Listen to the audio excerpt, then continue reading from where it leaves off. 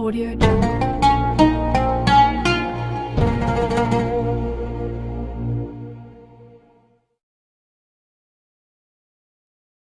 Assalamualaikum warahmatullahi wabarakatuh. Waalaikumsalam warahmatullahi wabarakatuh.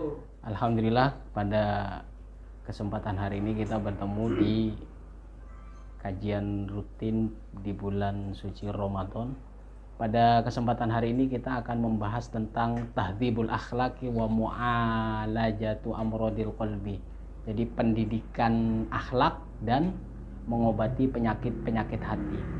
Jadi sebenarnya akhlak itu bagian yang terpenting, bagian yang substansi atau sangat substansi bagi setiap orang, karena orang itu tidak mungkin hidup sendiri. Jadi orang itu pasti akan bergaul dengan satu orang, dua orang, atau bahkan masyarakat yang luas.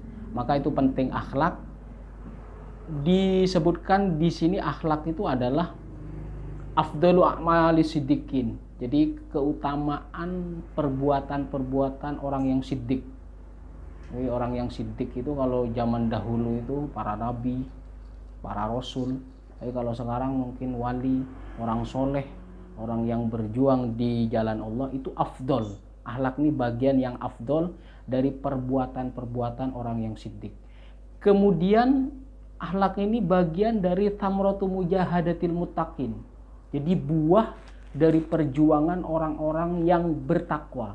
Orang-orang yang bertakwa menjalani ketakwaannya tanpa ada hasil akhlak yang baik, maka dia masih meniti di jalan takwa saja, belum ada samrohnya atau belum ada hasilnya. Ini akhlak. Kemudian yang ketiga, akhlak ini adalah riyadatul muta'abbidin, yaitu olahraganya perjuangannya orang-orang yang beribadah. Jadi kalau orang yang getol ibadahnya, rajin ibadahnya, tapi dia tidak berefek kepada akhlak dia di kehidupan sosial masyarakat dia, maka ibadahnya masih belum dikatakan berkualitas. Jadi akhlak ini penting, maka penting bagi kita untuk memperhatikan akhlak yang ada di lingkungan kita. Wal akhlaqus sayyi'ah, ada akhlak yang jelek. Jadi akhlak yang jelek itu adalah as-samum al-qatilah. Jadi akhlak jelek itu bagian dari racun yang membunuh. Jadi kalau kita misalkan bergaul kemana saja, melihat orang yang akhlaknya jelek, pasti kita akan menjauhinya. Tetapi kalau ada orang yang akhlaknya bagus, pasti kita ingin berteman dengan dia. Maka akhlak jelek bagian dari as-samum al-qatilah. Kemudian ar-radha'il al-wadihah. Jadi akhlak yang jelek itu adalah kehinaan yang jelas. Wal khaba'ith al-mub'adah an jiwari rabbil alamin. Jadi akhlak yang jelek itu adalah keburukan-keburukan yang harus dijauhkan. Dan ini akan menjauhkan dia bukan hanya dari lingkungan sosial dia, dan juga menjauhkan dia dari dekatnya dia kepada Allah Subhanahu wa taala. Maka ini al akhlaqul khabitha amradul qulub wa asqamun nufus. Ya. Akhlak al khabitha amradul qulub wa asqamun nufus. Jadi akhlak yang jelek itu sumber dari penyakit hati. Jadi dia yang bikin hatinya banyak penyakitnya, wa askom, sakom. Jadi dia penyakitnya jiwa juga.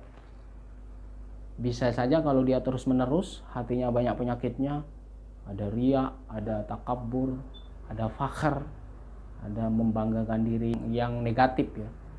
Kemudian sukai iri hati terhadap kenikmatan orang lain, maka ini akan menjadi penyakit hati dan juga penyakit jiwanya dia.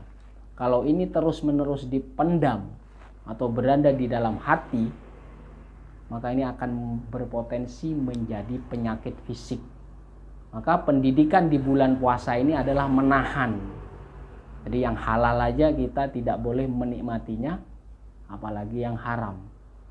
Puasa ini mendidik kita agar kita menahan, yang halal pun kita bisa menahan, meskipun fisiknya halal tapi pencapaiannya tidak halal, maka ini kita dididik oleh puasa kita. Jadi setelah selesai bulan suci ini, maka kita sudah tidak akan mungkin memakan sesuatu yang haram.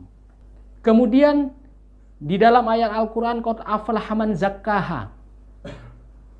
Jadi sangat beruntung, orang yang sudah beruntung bagi orang yang mensucikan diri.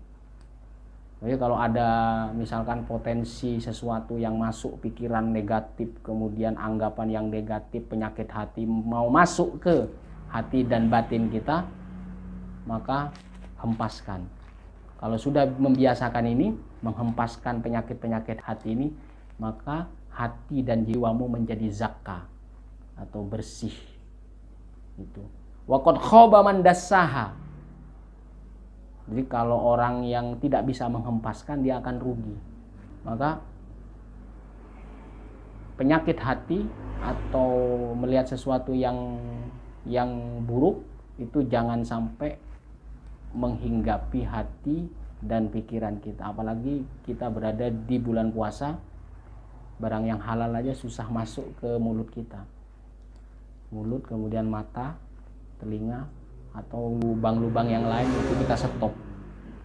Jadi mendidik dari subuh sampai dan maghrib itu bagian agar kita terbiasa.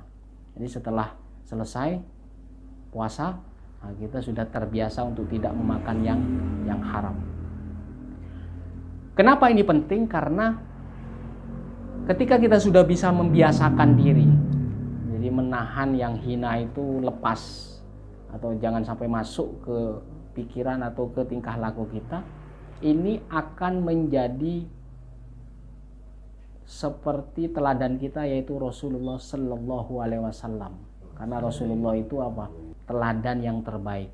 Wa innaka la'ala khuluqin adzim. Punya keteladanan, punya akhlak yang tinggi. Jadi kita apa yang kita lakukan itu meniru idola kita. Idola kita adalah Rasulullah Sallallahu Alaihi Wasallam. Ini. Maka ketika Rasulullah Sallallahu Alaihi Wasallam ditanya oleh sahabatnya, wakila ya Rasulullah, masyukmu. Jadi ketika ditanya sahabat, apa kesialan itu wahai Rasulullah?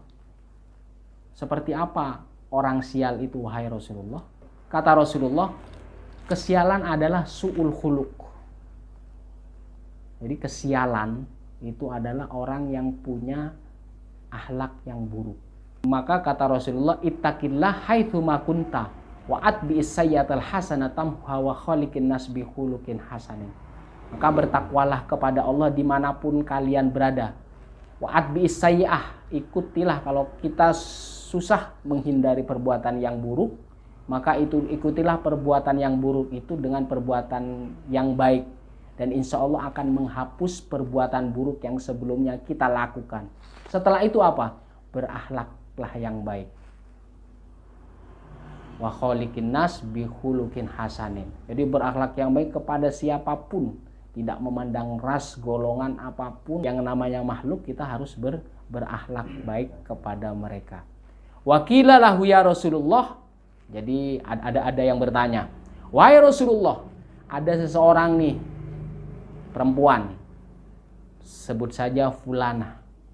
Ada seseorang fulana, tasumun nahar, dia itu berpuasa di siang hari, watakumul lail, dan beribadah di malam hari.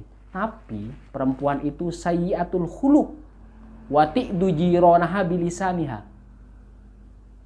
Dia suka berpuasa di siang hari, suka beribadah di malam hari, tapi akhlaknya buruk. Suka menyakiti tetangganya dengan lisan dia. Apa kata Rasulullah? Wala khaira fiha. Jadi kata Rasulullah, tidak ada kebaikan di dalam diri dia, di dalam fulanah tadi. Meskipun dia berpuasa di siang hari dan beribadah di malam hari. Hiya min ahlin nar. Dan fulanah tadi masuk dalam golongan ahli neraka. Itulah pentingnya husnul khuluq. Maka jadikanlah pendidikan di dalam puasa ini menjadi karakter yang baik.